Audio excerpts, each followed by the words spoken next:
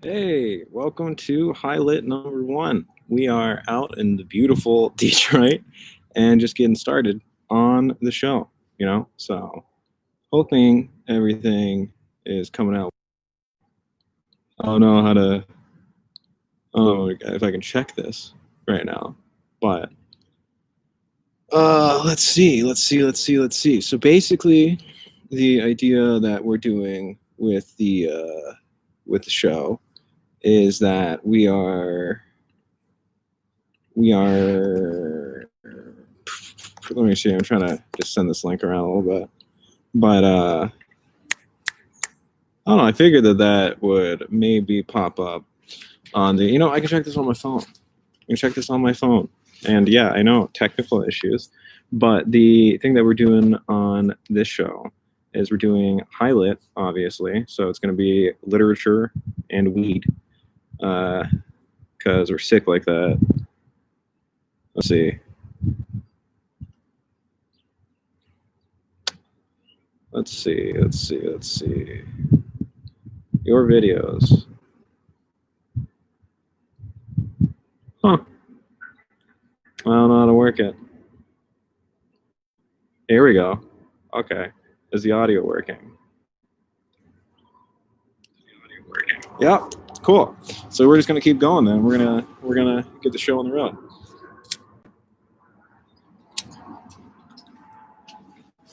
So what I want to get started with today is R.D. Laing's work. I have The Divided Self here. It's a pretty good book. He's a 1960s guy. Ended up working with like Sartre and like that sort of guy. So it's like he's like pretty within the existentialist canon. And his way of working through things is that he takes a existentialist or a phenomenological view of conditions like psychosis and schizophrenia, which is, I think, inherently by itself an interesting take. But let's say like it's a really useful structure. I think he's like incredibly influential. People have taken a lot from his work, but basically what you start off with is the question of ontological security, and I think that's the key concept basically. So he's borrowing the word ontological from the existentialist tradition, which basically means beingness or selfhood, existence. And the idea is that, I mean, you can even like look at what Peterson was saying, like a couple of years ago, where it was like this idea of socialization as a child, where it's like you start with a baby and then you give it certain precepts that it builds off of, like the idea of object permanence and things like that. And then that develops into, a more concrete personality, where they have something that grows from that, from like a toddler to an infant to an adolescent to an adult. You have that transition and like this psychological development. And then ontological security is what represents when that happens naturally, when that happens well, so that when that is successful, is the way to put it. And then ontological insecurity is when one can't naturally assume the roles within that system. So say you have a overly critical mother who is always like questioning a child, and it's like always bullying a child for crying, and it's rewarding the child for not crying, and it's like, oh, it's such a good child because it just doesn't cry. While that might look good, it might look like a really well-behaved child, it's actually an ontologically insecure child, because a child's supposed to cry to be able to express itself. But because the environment doesn't allow its expression, doesn't allow it to reach the outside world, it has to rely on inner mechanisms to be understood while presenting something false, presenting a outer self, which is the split. Because, there's the natural sort of inner monologue, there's a natural sort of consciousness you have, and then there's the mask that you present to people. And then there's the psychosis, which is where there's an independent personality, which is the mask. And then there is the inner self, which is the truth that never gets expressed because it is not it doesn't have any, or it doesn't have adequate interaction with the world around it.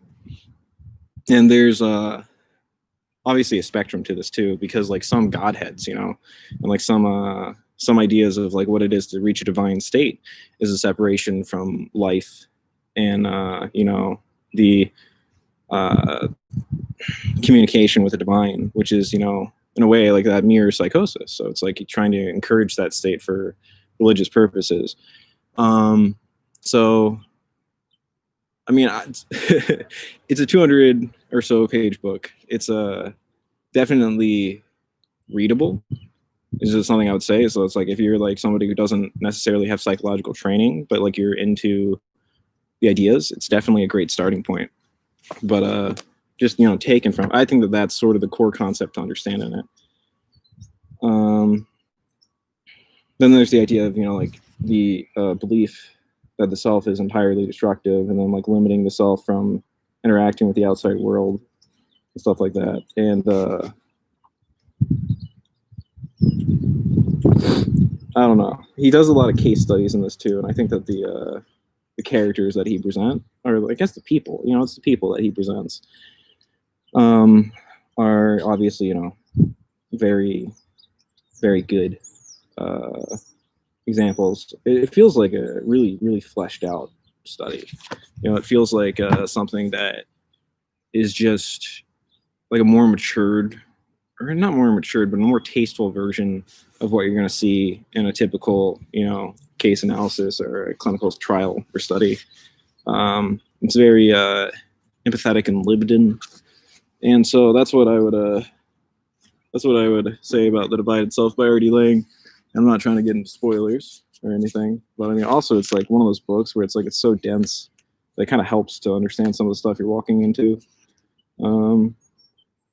Another idea is that the only way to be authentically oneself is to be alone, but one only gets a presence from other people. So it's like further, like that inner self that's difficult to be expressed, and then the outer self, which can only exist in a social environment, or is like fashioned by reaction. I got a little bit high. But so I think that it helps to look at a lot of personal issues as existential issues rather than sickness, because I don't know, like I think that there is sort of there's a way to think yourself out of some problems, where it's like I think that there's like never underestimate the power of the brain to fix its own issue, So I think that understanding human life is something that is a challenge that like is naturally going to give you stuff that you can handle, kind of helps it seem more manageable. And that's why I like this sort of approach to it. That's why I think like value extends in it, is that it's not immediately pushing towards like electroshock therapy or medication. It's like more about like, well, what is the issue with the philosophy behind it? And it's like if you can answer it on that background, that's pretty cool. Another thing that I would kind of compare this to would be if you can just follow me for a second. There's a study that is. Let me see. If like I said, we're talking about what it means to be right wing. Oh God.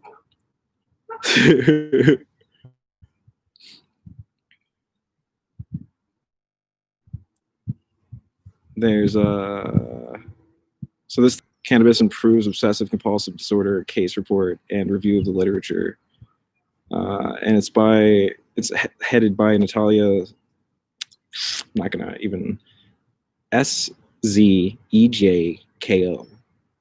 So I'm not gonna try to pronounce that because I'm not gonna try to offend you. But this article or this research is from July 21st, and it suggests that cannabis in combination with therapy, kind of similar to like the Molly therapy stuff too, but cannabis in conjunction with therapy is shown to be more effective than either alone. And they go through similarly structured to the divided self. They go through a series of case studies. So they have their own case study on an individual, and then they have like, I think it's like an overall 14 other people who've been put through research. And I mean, it comes out with like, interesting work. It's definitely like, so the OCD is essentially a problem with habit or obsession, where it's like you have to do something to feel satisfaction or like, the relief, safe, security, any of those things. And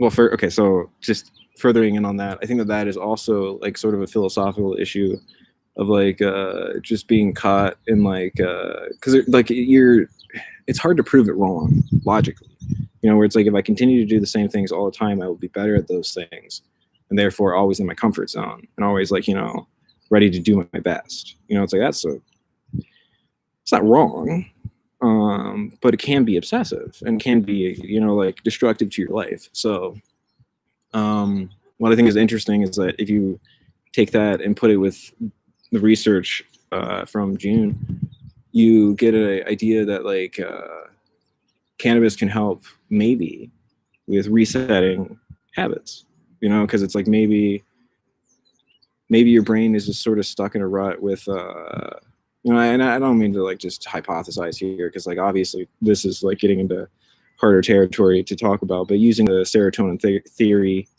and like the idea of like just sort of rebalancing the endocannabinoid system, but rebalancing the like flow of chemicals in your brain might help set like reset loops where you're just like sort of, your brain knows how to reward you for that, but like maybe if it has more to work with and more available rewards, it can also help with getting into other habits, getting into more productive means and things like that, so I think that, so like just to go through some of the studies, there's a 22-year-old dude who had OCD since childhood, and it was like considerably hurting his quality of life. And then they did doses of I think synthetic THC product. But yeah, so he did not have any like, it didn't seem like there was a historical or family history sort of related issue. And like at age of 17, it really kicked up. So at 21, he started trying to get treatment, and then he got like traditional pharmacology. He had nausea and headaches, felt no positive effects, and quit it after a week.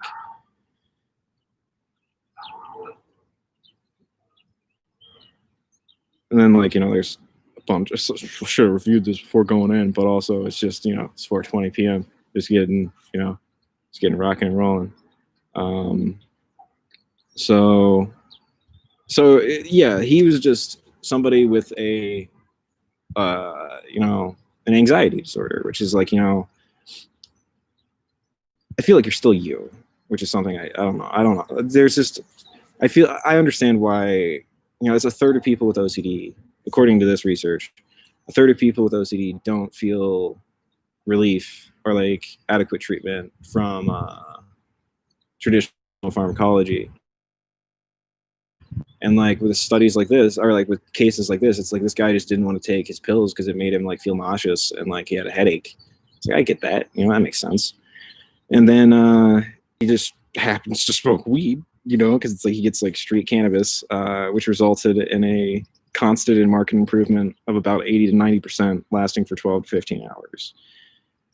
So after that, he also started smoking cigarettes when he was 15 to, help with the, and then after that, they gave him 2 different medications, one with 22% THC, one with 13%. He ends up preferring the one with the higher THC. And after 20 months of medical cannabis therapy, he got a permanent position at his job, which he was struggling to hold before. Uh, he finished up his exams that he was trying to do, and like it helps. It helps. And then there's like similar studies of like there's like a 38-year-old woman with like severe OCD, a 36-year-old man with like schizophrenia and OCD, and like they also go into Tourette's and animal studies with the EKS in general. And I don't know. I think they're all pretty groundbreaking. Obviously, I should probably I'll link it in the chat. I think that's the best way to do it. Because it's great. Like, yeah, my reason bring all this stuff up is just like, it is cool. The Divide itself is a great book. This study is a great study. And I just think they deserve more credit. Basically, the Divide itself, I like this cover. There's like a lot of different editions of it. It's like all penguin, but like they do a good job. So, and I think that research, like this OCD study, which I guess I'm probably gonna go like jump in more. Like I just decided to turn this on and do this today. So cool. Probably only gonna go a little bit longer, but the idea behind this show is eventually doing an hour every day from 4:20 to 5:20. Not every day, but like Monday, Wednesday, Friday, Monday through Friday, something like that. Just like an hour a day of books and weed. Like this study is it's great. I also have a piece coming out on it pretty soon, and I mean, I also like there's I am a cannabis journalist, so a lot of this stuff is pretty cool. This is obviously a more laid back vibe because it's like it just this stuff should just be. I want it to be more approachable, and I feel like just talking about it a little bit slipshodly is like a way to get people interested in it. My computer is actually gonna die soon, but you know what? Let's close it up on A Hero Over Time because I should probably get a script because I should review this stuff more, to be honest. But talking about this one again because it's just, I mean, so it's interesting with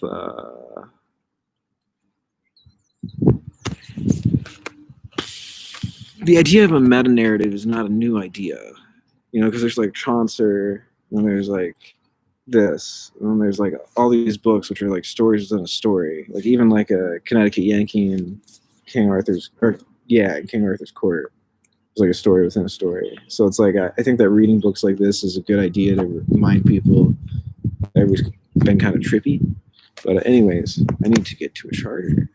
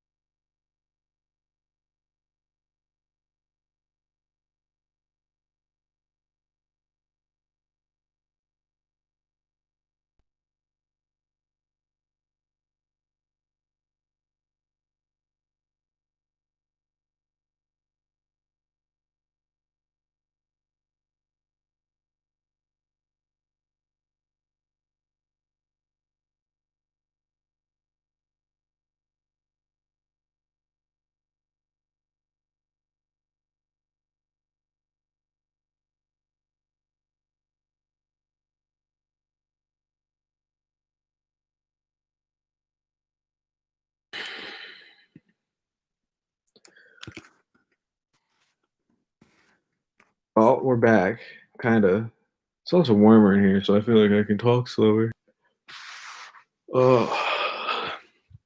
But, oh yeah, the charger. That's important. It's important.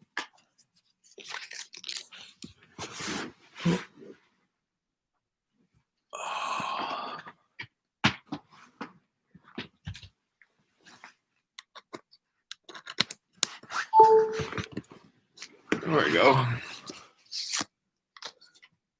Cool. This is like interesting framing, but welcome to my bedroom. So,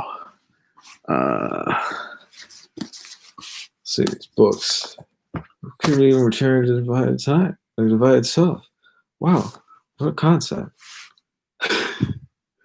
What do I have like obviously marked out here?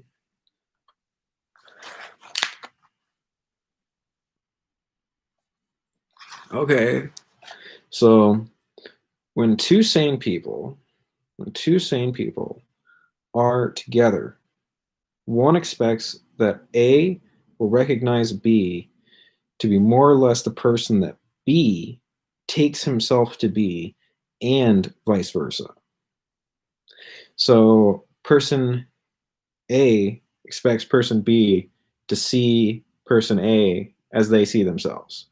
So I expect you to understand me as I understand myself, and you expect me to understand you as you understand yourself. That is for my part. I expect that my own definition of myself should, by and large, be endorsed by the other person, assuming that I am not deliberately impersonating someone else, being hypocritical, lying, and so on. And there's an asterisk here. And the asterisk is that there is the story of the patient in a lie detector who asked if he was Napoleon. He replied no. The lie detector recorded that he was lying. So, within the context of mutual sanity, there is, however, quite a wide margin for conflict, error, misconception, in short, for a disjunction of one kind or another between the person one is and one owns eyes, one being for oneself, and the person one is in the eyes of the other, one's being for the other, and conversely, between who or what he is for me, and who or what he is for himself, finally, between what one imagines to be his picture of oneself and his attitude and intention towards oneself, and the picture, attitude, and intention he has in actuality towards oneself, and vice versa. So that one, this is what I mean by it's a dense book. It's fucking cool. Ah, God. Should probably send a link.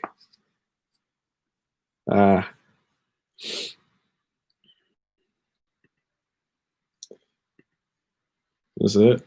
Is this us? I think this is us. I'm boomerang over here. It doesn't matter. I got my books out. I'm reading. Also, okay, real talk. I'd like to say shout out to Greg. Or Jareg. Or who gives a fuck. For the fucking anarcho-nihilist video. That shit was popping. That shit was popping. Cause like, I don't know, like that's, I don't know, it's fucking, I feel like it's at once a incredibly underrated and omnipresent part of society. But you know what I mean? Like it the nihilist movement and the realist movement. Like that's also what I mean with this is that, you know, it's not, I wouldn't really, you know, it's difficult. Basically, it's the same. I would say it's like it's at least close to realism. This one is. It's at least close to the genre, you know. And I think that the presentation of it reads as incredibly modern, which I feel like people aren't necessarily. I don't feel like people are necessarily as aware of how close to today pieces of art from like 800 or 1400 or 1900, 300, or I don't know exactly the date on the Epic of Gilgamesh. I don't know. That one's pretty far back. I think the Bible's like 6,006. Yeah, and like I don't know, like I'm not like really big Bible fan, but still like there's there's just passages of like there's things about like nothing. The new is the oldest thing under the sun. That's I'm quoting that, but like this is also so I'm just getting off on a fucking tangent now. Just completely I've lost the plot, but I feel like that's like what Shakespeare's wisdom was, is that it's really annoying to quote things because then people find it annoying that you're throwing all these things together.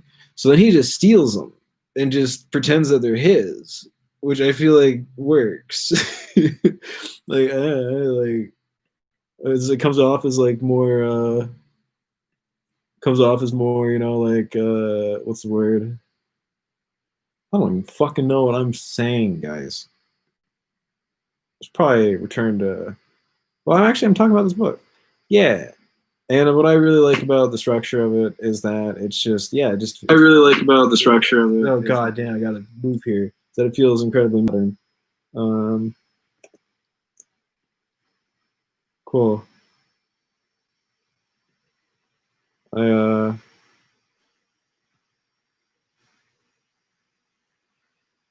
know. And also like it is funny. It's fun. What's a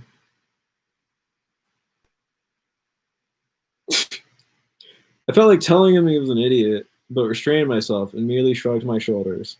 If that isn't modern day fucking sass, I don't know what is. I felt sad. Why did fate toss me into the peaceful midst of these honest smugglers? Like a stone cast into a still pool, I had shattered their calm. And like a stone, too, I had nearly gone to the bottom. This is fucking emo, dude. It's fucking out here. Oh, I'm gonna read that one because there's some inappropriate stuff too, but it's also fun.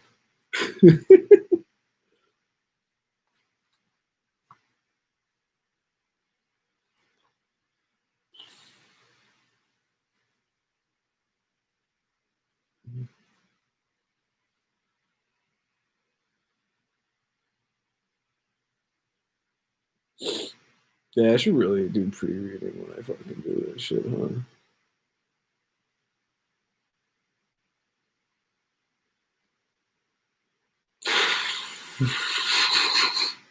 So, I mean, there's drunkards, there's like society drama, there's like romance, there's like, and like this part, I mean, I guess it's not too boring to read aloud. I just am lazy. I hope there'd be an end to boredom with checking bullets flying around, but I was wrong. After a month, I was so used to the hum of bullets and being so close to death, I honestly took more notice of the mosquitoes. I don't know, it's pretty rad. And like I don't like spoiling things. And like this is just it's a story. The Divide itself is like, bro, like that shit is fucking you gotta break through that shit. So this one, it's like really, I think the best thing to do is go into a story blind, but that's why it's hard to make the point. But it's a meta narrative, so it's like it's splitting the idea of like, it's not like Dickens where it's like you pick up and it's like, it doesn't have like a bestseller rhythm. That's something that I would say. So the reason why, so what we're picking here is that it doesn't have a bestseller rhythm, and it's a great fucking book. And I mean, like the thing about it is like not to spoil it, but like all talking about Russian nihilism, all of Russia is gonna become relevant. Like pretty much all of the literary figures, because it's like the idea of, I mean, like bourgeois, middle upper class people going around dressing up as like poor people and like breaking shit and like pretending to be these like working class liberators who are like, disenchanted with both the conservative and progressive sides of their political system, and they feel disconnected from both of the generations before them, and like like dealing with the yeah. I don't know, man. It's like, wow, Dostoevsky, you know, and it's like, hey, dude, he's like my favorite author. I grew up on that guy. So like, yeah, and I'm glad I fucking did. The one we're gonna shout out for that on this one is The Adolescent. Because obviously now that we all fucking know about this shit, because we're finally reading. I mean, I think about the fucking Freaks and Geeks bit where I think who was it? Is his name Sam? But the weird boy, he got assigned Crime and Punishment, and he's just like, I don't want to read this because it sucks and it's big. And I don't know, I like that shit. I like to.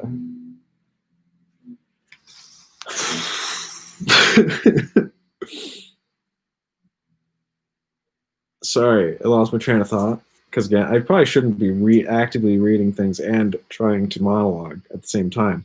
But I think it's just funny seeing because it just is like how much people just did not like reading in the last like I don't know 20 years, and like, now it's finally coming around again. And it's like yeah, Crime and Punishment, excellent fucking I would say coming of age story.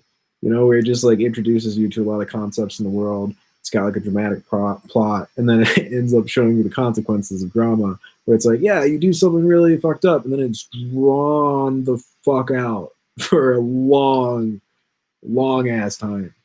And you know, I think that is, it's smart. It's a great book.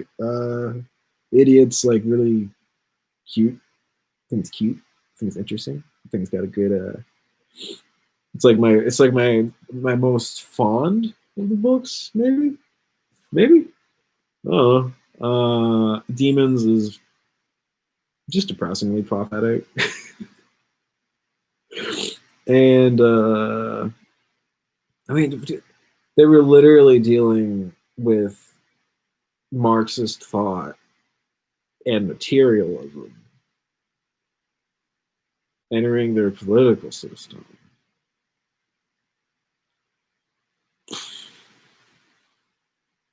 I don't know. I'm gonna say like the more that you read of these books, the better off you're gonna be in the next 10 years. Is my bet.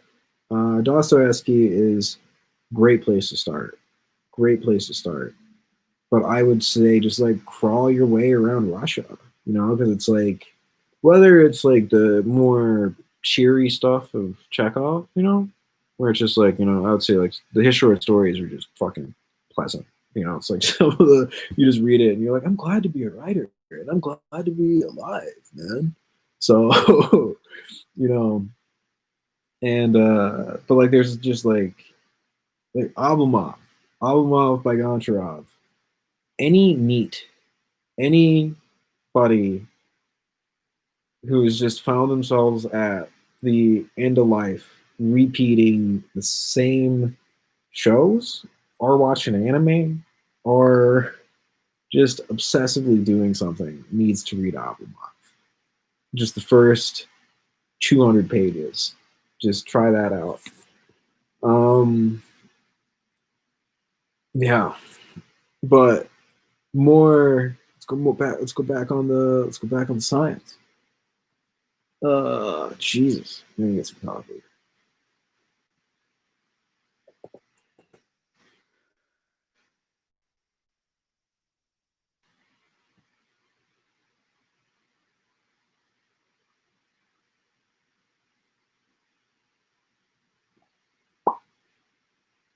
So let's see. See if we can fuck around here. So like, what I really like eventually to do, and I figure I know how to do this. I just need like more things. I'd like to get this on the screen. I just need a less loud computer, but already it's streaming, so I mean I could just be doing the other one anyway.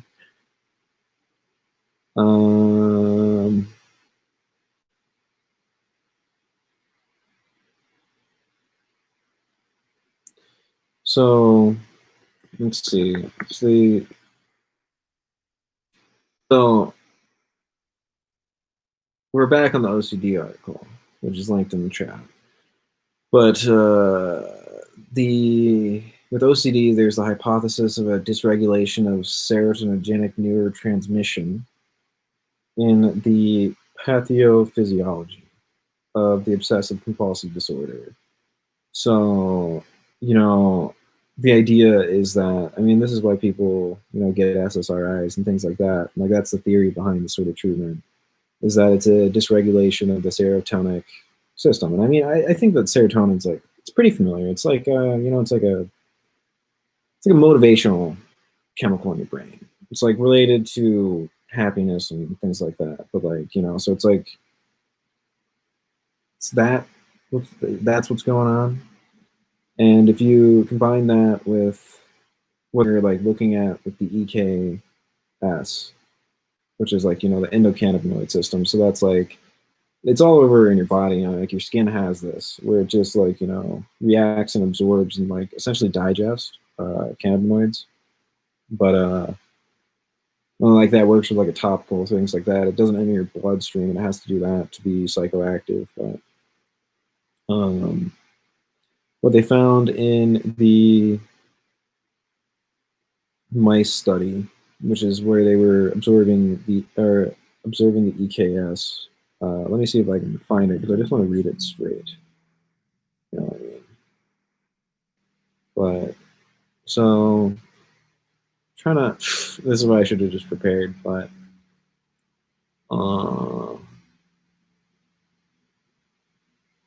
so according to the discussion, which we're just going to use as a shorthand right now, is that it has been demonstrated that chronic stress leads to a downregulation of CB1 receptor, so that's part of the EKS or ECS, signaling in brain regions involved in OCD, such as hippocampus, striatum.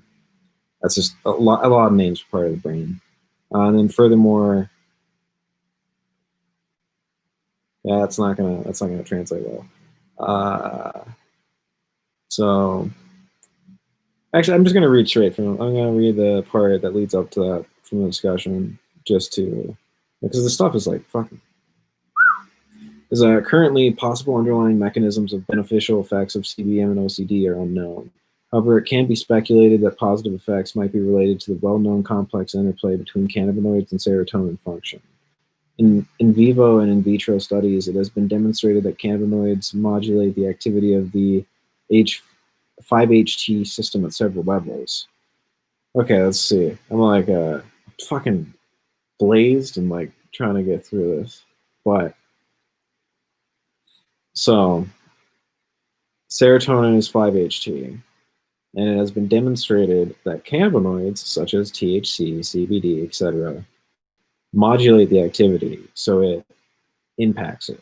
It is, there's a relationship directly between it at several levels. So it has been shown that activation of CB1 receptors, so again, cannabinoid receptors, affects the synthesis and release of serotonin, and that the CB1 receptor agonist, depending on dose and duration of the administration, either reduce or increase firing of activity in serotonin cells in the dorsal. We don't need to know that word. That one's just going to be more confusing. So basically, it's been shown that if you impact the ECS, if you impact the thought I was going to sneeze.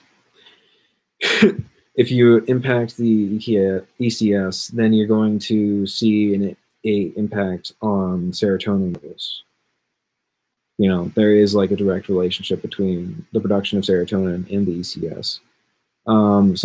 Thus, based on the serotonin hypothesis of OCD, which is the idea behind SSRIs, that it's related to the physio. We're gonna have to go up top for me to remember that fucking word right now. But you know what I mean. It can be speculated that cannabis improves OCD by modulating the serotonin system. However, one might also speculate that OCD is caused by a dysfunction within the ECS. Accordingly, cannabis may positively impact OCD via direct activation of the ECS or indirectly by reducing anxiety and stress. because it's been demonstrated that the chronic stress leads to a downregulation of the CB1 receptor signaling in brain regions. Cool. So I think that's like dense again. It's also like, a dense, just sort of sciencey text. But basically the TLDR of it is that it's like, it's like we're beginning to see in studies, we're beginning to see like, analysis of chemical levels. And also like, so a big thing that's been fucking us over in clinical research and clinical trials and clinical studies is that the government did not allow people to use actual street grade but medical grade cannabis, where it's like all these states who are producing their own cannabis. Like it had to be Washington State University and other colleges that were like, and universities that were brave enough to just like take the risk and just do their research on like, adequate cannabis. But like otherwise they had to go through the National Institute for Drug Abuse and I think the University of Mississippi or something. And like the fucking people who ended up with this cannabis to research were like, my God, don't ever send this to me again. It's trash. You sent me trash food. You sent me literal oregano. But like it was just that was the situation before. But like now it's like these are like mostly synthetic cannabinoids, which I like I'm not the biggest fan of because you can overdose and die on them. And also, I mean, like it's fucking gross. Like just use it. But we're finally getting to a place where we can have studies like this that are examining like the relationship between these chemicals and these chemicals, and like more direct analysis, and like it's like that's where it's like it's not just like, oh my God, weed's a miracle cure, like it fixes everything. It's like no, it's like it's related to serotonin, it's related to anandamide, it's related to brain chemicals. Like it's you get high, dude. Like there's some effect. So it's like if you're looking at something like OCD, where it's like everything is just stuck in the same ways and everything has to do with obsession and like stuff like that. If you can have something that just makes you feel satisfied and relaxed, like could work. Like 60% of people who take medication for OCD do feel benefit, and like that's awesome. But like there's still 30% that we're not reaching. So like maybe 30% of that 30% we can reach with weed. Because there's also like let's see. Let me pull up the Tourette's parts.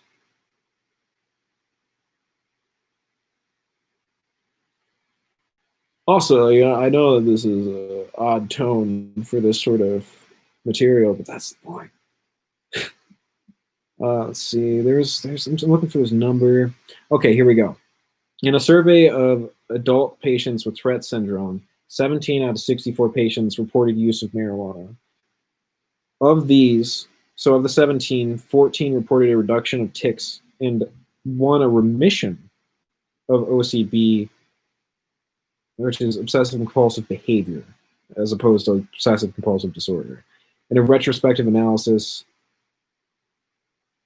efficacy and safety of smoked cannabis was investigated in 19 adults. Well, so this is a different analysis. Cool.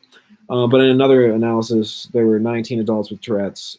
15 were also diagnosed with OCD, and all of them, OCD improved according to some fucking, it's a string of like letters, but for those who understand, YBOCS. After starting treatment with cannabis.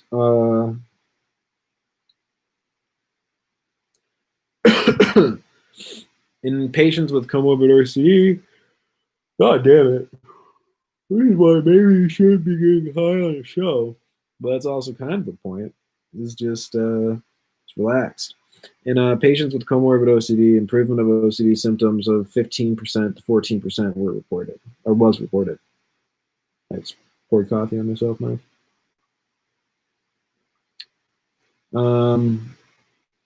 Yeah, right? Like, this shit's fucking wild. like this one, they gave people synthetic THC and exposure therapy. What I find interesting is that like neither one of them worked as well as they did together. So it's fucking wild. This other dude was on. So there was a 24-year-old man who got hit. He got a lacunar infarct. And thereafter developed persistent, repetitive, and wanted thoughts, primarily related to doing unintentional harm or engaging in sexual acts with others. Also had bipolar and like diabetes. So they used. I mean, I'm just going to try to go through this list of medications that they gave this guy. You know, because he had like brain damage and like he just had obsessive thoughts. Like, you know, it's how that game goes. Welcome to life. But they tried fluoxamine, clomipramine, mirtazapine,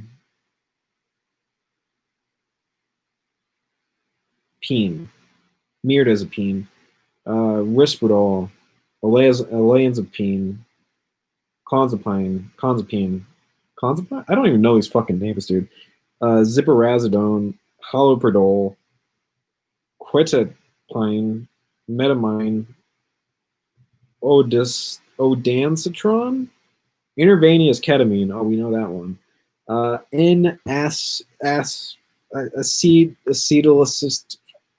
Damn, you got me.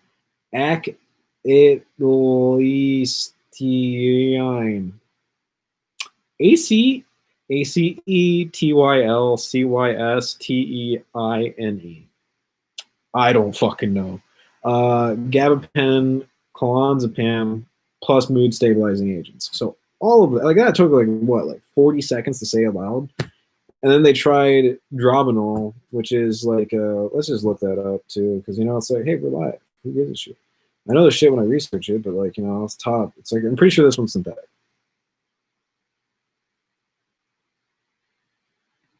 So Marinol is a man-made compound that contains cannabinoids found in the cannabis plant. It contains THC in standardized concentrations and does not contain other compounds found in street cannabis.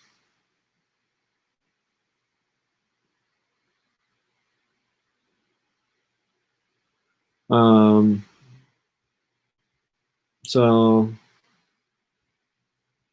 you know, and then so like after that, after 2 weeks of treatment with that synthetic THC, he had a marked improvement in his symptoms, resulting in a improvement of quality of life. And it was the first time this guy went to therapy. You know, it's the first time that cognitive behavioral therapy worked for him. So it's like I really would compare that to the Molly studies that they did, where they found that people who were doing Molly with a man and a woman like really responded well to that, you know. Okay. So I feel like we can't go into any other studies right now. Maybe let's see. Well, okay, but so the wider discussion of why the OCD thing is important. I mean, it's like I think I would pair that also with like the PTSD studies and like the just anything that has to do with a involuntary obsession or like a pathology that is repetitive and compulsive. I think that's where let's look it up. Look it up.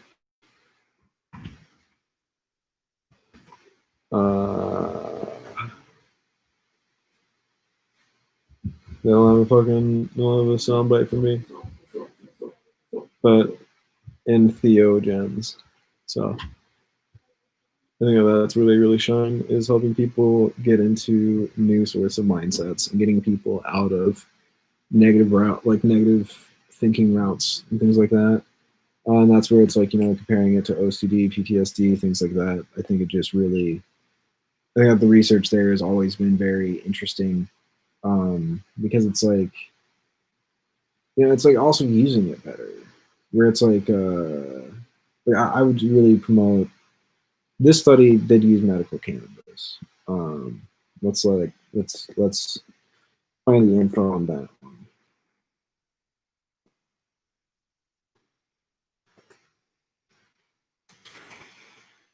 So, because I'm pretty sure that they gave him actual weed. Yeah. So for the study that's presented here, he is mixing cannabis with he's just smoking spliffs, smoking only a small amount of tobacco, and completely he's like no longer smoking cigarettes. He's just smoking some weed with like a little bit of spice in there. And it's like studies like these are really important because it's like if you're seeing like let's see, I think it was an 80% remission.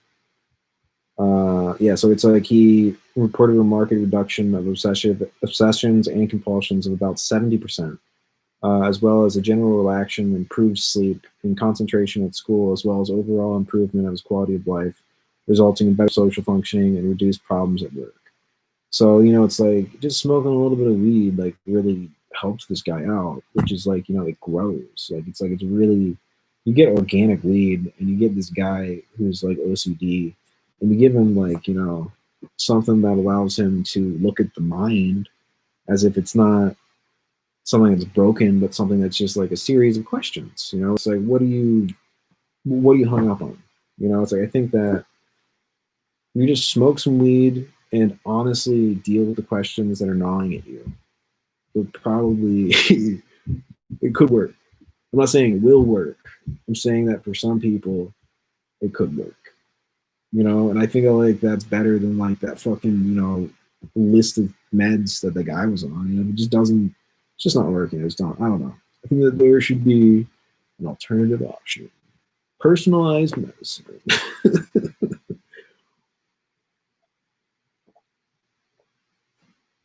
But he covers OCD in this too. I wonder if there's probably not. Maybe. Oh, there is. Wow, it's got the thing in the back that tells you it's like, whoa, this is like actually like, I don't know how I get my hands on this shit, dude, but I feel like I do. Like, it's just, but yeah, also shout out. There's a guy who did an animated thing. So like first off, fuck yeah, Dreg, and second off, fuck yeah, this guy who did an animated history on Artie Lang. Because he did fucking great summary too. So yeah, Sisyphus 55. There's a little bit cheeky in it. But so I'll just post that one. And obviously we're gonna post the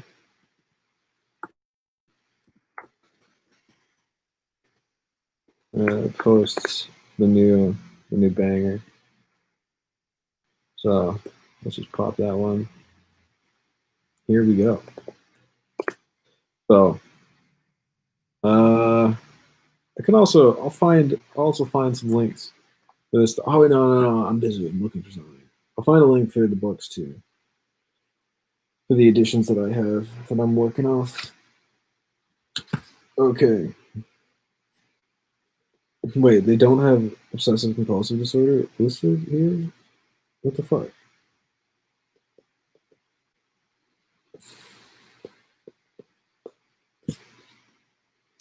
Well, they had that's whatever. That's whatever.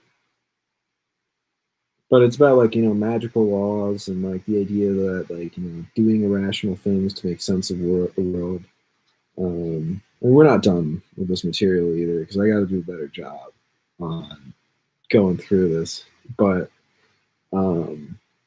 this is just like getting started on the vibe of the show. I mean, he's like breaking down Kafka. Well, this is about psychosis. We're trying to compare it to OCD. Stay on fucking track. But yeah, it's just about like things that are not things that don't really like make direct sense to your brain.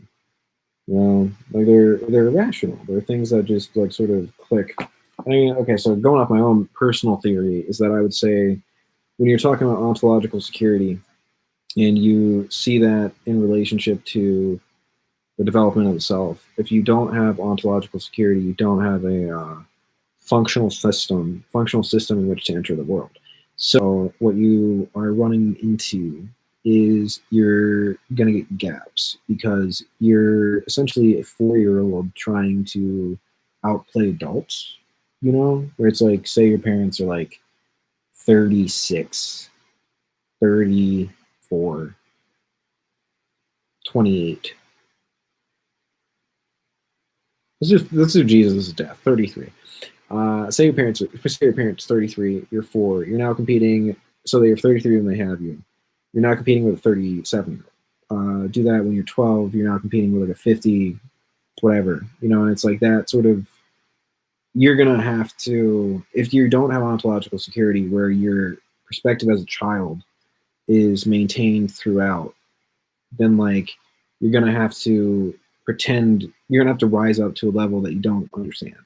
And then that creates, you know, a magical way of thinking that I would say, I don't know, I think that's what I would relate to OCD as well, is that it's like, it's just like when you're feeling out of control or there's like too much pressure on you, it's natural to react with these coping mechanisms that get some things wrong, you know, get things a little bit off. And like that, because you're asking a child to make sense of an adult world.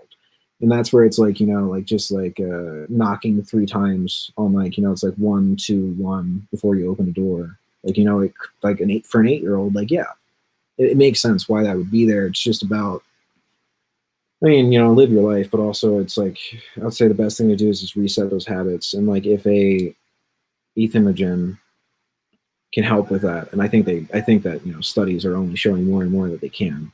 That's what I would personally, I don't want to say I recommend it, but you know, it's like there's a reason I cover it. It's because I think it's a good alternative that's developing. And man, I talked about this guy before in my life. It's just a fucking pleasant read. Jesus, again, I don't know. Maybe like this is the thing. I'm gonna recommend it a few times, and then after a while, I'm just gonna consider it like spoilers are over. Like, you know, I can just talk about this shit openly because it's like I already recommended it. I mean, even like depictions of scenery which convey nothing, least of all to anyone who has never been there, and statistics which no one would ever read. I don't know. It's just a stylist, you know. And it's like every chapter, every page, like how many? It's under 200. I don't even like giving page numbers because I feel like you should just be going blind and just taking the experience as you can. It's just really, it's great. We got 1 minute left because this is an hour show. That's what the plan is. That's what we're trying to get used to, and just get that. So putting those away for a second. But yeah, so there's some stuff. Eventually probably like an interview segment. I don't know. Is this where I'm supposed to like talk about the ambitions? Who gives a shit? I don't give a shit. It's not delivered in front of me, so it doesn't matter yet. But there's 2 books that are great. Shout Out Shop. He makes great music. What else? Well, what else? Well, trying to come out recently. Touche More dropped last year. That was pretty cool. It's a decent album for sure. I don't know if I have like music or anything to talk about right now. But what else was? I mean, also shouts out PewDiePie for starting book club. That's cool. I like how he's redoing that. Yeah, cool. Yeah. Oh yeah, I have a book. We're working on it. This is the version of it we have right now. As you can see, that's what it looks like. It's a little cheeky, you know. So, anyways, I don't know. It's a pretty easy read. I'd say it's like 224 pages. So that's what the font looks right now. So we've updated already. You know, it's going to be chronic editing, self-publishing. Welcome to hell. These margins are going to be double the size. You know, just to give you more white space because it's It's a weird one, but what we're really trying to do is cut it down. We're really trying to just like, like so inch and an inch, basically. Because I find that novel form is really endearing. I like it. So that's in the plans. That what is it about? I have a description on Amazon. Also, so let's do that. Let's do the Amazon links. Find itself. Here we go. And this is something I've already opened. It doesn't really matter what edition you get because it's just like whatever aesthetic you like, because it's an English work. You're not gonna have to deal with a translator. And let's see what else. Oh yeah, Hero Over Time. Hero Over Time.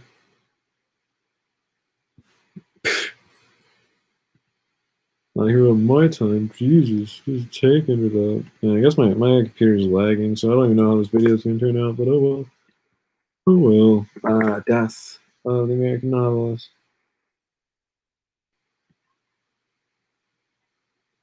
Let's see. Yep, here we go. And that's the final link. So, thanks for tuning in. Here's the show. This is what we're dealing with it. And thank you. Hopefully this is going to be a regular thing.